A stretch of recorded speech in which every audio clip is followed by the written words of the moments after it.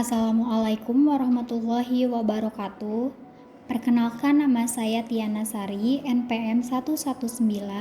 Di sini saya akan menjelaskan mengenai observasi yang sudah saya lakukan dengan judul Pembelajaran Menulis Puisi berdasarkan wawancara pada siswa kelas 4 Sekolah Dasar Negeri Widya Tama.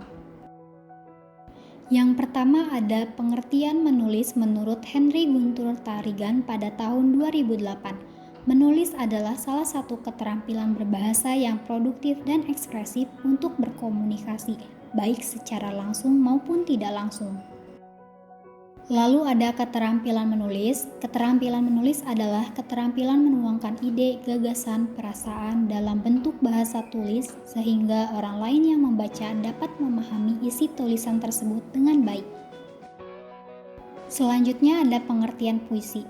Puisi adalah karya sastra yang terikat pada rima dan irama yang disusun dalam bentuk baris dan bait untuk menggambarkan perasaan pengarangnya. Kemudian ada jenis puisi. Jenis puisi dibedakan menjadi dua macam, yaitu puisi lama dan puisi baru. Puisi lama adalah puisi yang masih dalam ikatan aturan yang ada pada aturan puisi, seperti menggunakan baris pada satu bait, menggunakan rima, suku kata pada tiap baris banyak, dan menggunakan irama. Sedangkan puisi baru adalah puisi yang tidak memiliki ikatan akan aturan, sehingga bentuk pada puisi baru ini lebih bebas dari jumlah baris, rima, maupun suku kata. Selanjutnya ada ciri-ciri puisi. Pertama, diketahui nama pengarangnya. Kedua, tidak terikat oleh aturan seperti jumlah baris, jumlah suku kata, dan irama. Ketiga, menggunakan majas atau gaya bahasa yang berubah-ubah atau dinamis.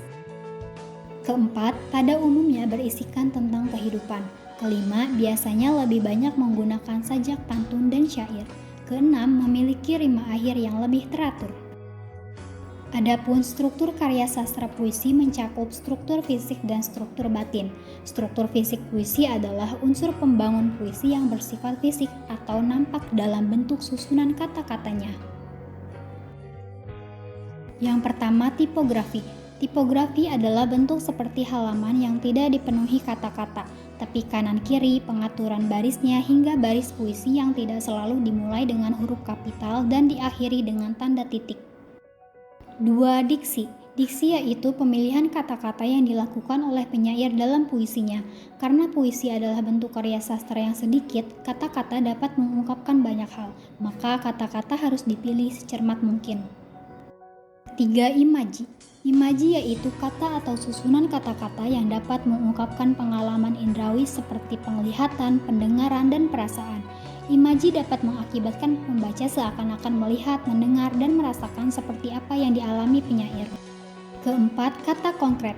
Kata konkret adalah kata yang dapat ditangkap dengan indera yang memungkinkan munculnya imaji. Kata-kata ini berhubungan dengan kiasan atau lambang. 5. Bahasa figuratif. Bahasa figuratif yaitu bahasa berkias yang dapat menghidupkan atau meningkatkan efek dan menimbulkan konotasi tertentu. Bahasa figuratif disebut juga majas. 6. Verifikasi. Verifikasi yaitu menyangkut ritme, rima, dan metron. Ritme adalah alunan yang terjadi karena pengulangan dan pergantian kesatuan bunyi arus panjang pendek bunyi, keras lembut tekanan, dan tinggi rendah nada.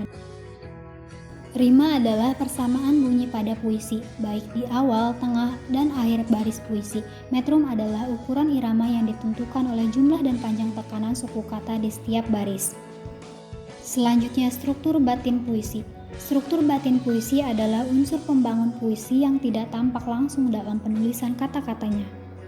Yang pertama, tema. Tema adalah pokok pikiran atau dasar cerita yang dipercakapkan dan dipakai sebagai dasar mengarang, mengubah, dan lain sebagainya. Kedua, rasa. Rasa yaitu sikap penyair terhadap pokok permasalahan yang terdapat dalam puisinya. Pengungkapan tema dan rasa erat kaitannya dengan latar belakang sosial dan psikologi penyair. Yang ketiga, nada. Nada yaitu sikap penyair terhadap pembacanya. Nada juga berhubungan dengan tema dan rasa. Penyair dapat menyampaikan tema dengan nada menggurui, mendikte, dan lain-lain. Dan yang terakhir, amanat. Amanat adalah gagasan yang mendasari karya sastra atau pesan yang ingin disampaikan pengarang kepada pembaca atau pendengar.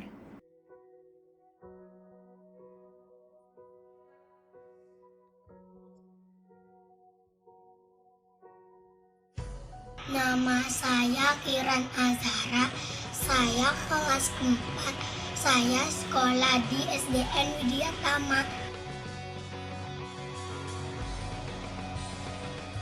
Menulis puisi.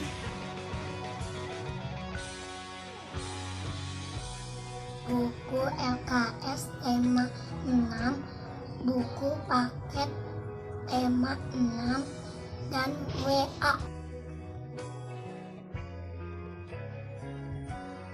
Berdoa dulu, lalu Bu Guru menyuruh untuk membaca materi puisi dan membaca contoh puisi.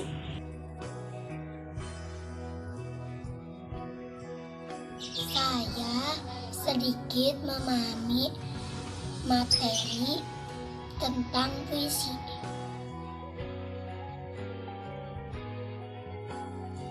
Iya, saya menyukai puisi. Karena menurut saya puisi itu bagus. Bu Guru menyuruh membuat puisi bebas di kertas selembar dan dikumpulkan minggu depan. Bu Guru tidak membantu untuk tugas puisi karena kata Bu Guru, bebas terserah kita. Tugas puisinya dikumpulkan minggu depan di sekolah.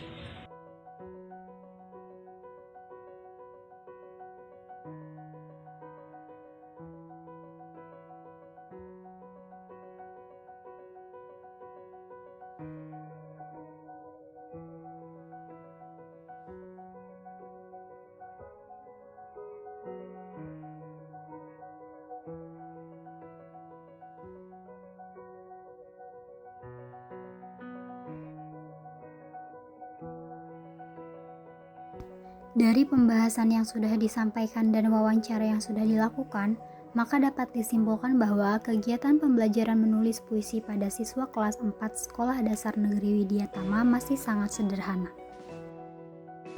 Ketika kegiatan pembelajaran berlangsung, guru hanya memberikan instruksi berupa pembacaan materi dan contoh dari puisi, tanpa menjelaskan lebih lanjut terkait materi tersebut.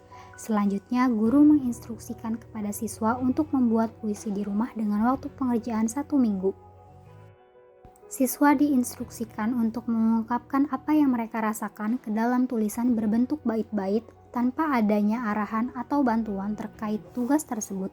Dengan begitu, guru sudah menganggap siswa tersebut sudah dapat menulis puisi.